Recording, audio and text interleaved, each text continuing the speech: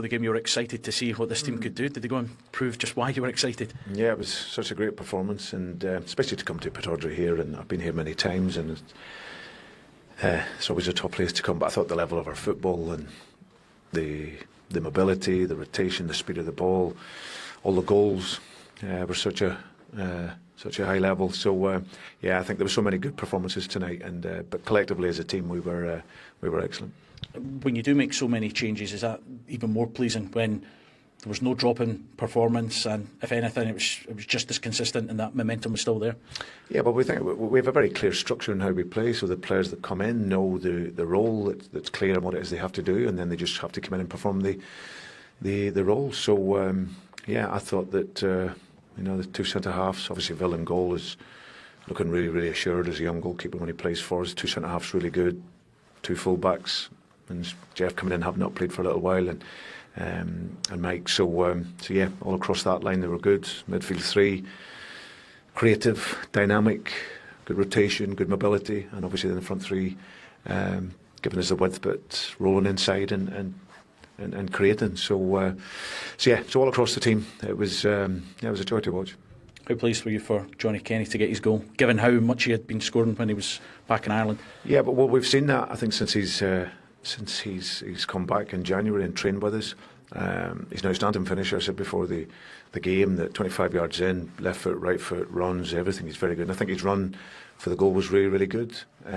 Peels away, makes the near post, and yeah, it was a fantastic header. So, and you can see the joy that everyone had for him, because he's such a great kid, a young Irishman, playing for Celtic, and then to score your first goal, it's a dream for him.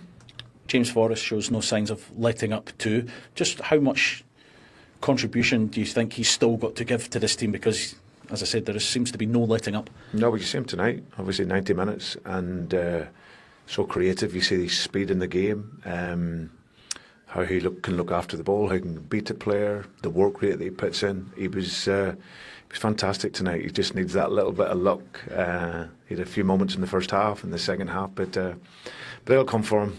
But even if it doesn't, his contribution is so good for us, and yeah, pleased for him. Is he on penalties at the weekend then? Well, we should see. We have to. We want to finish strong. It's 5 goals tonight, so we want to. We know it'll be a tough game against St Mirren. So a long journey back now. Recover over the next couple of days. Get our plan ready for the weekend, and of course we want to celebrate with a victory. And a special mention tonight for the supporters to be up here for an 8 o'clock kick-off. They've got to have a long travel back down to Glasgow and to Ireland and beyond. So big thank you to them, because they were absolutely fantastic for us and gave us that great energy and support throughout the night.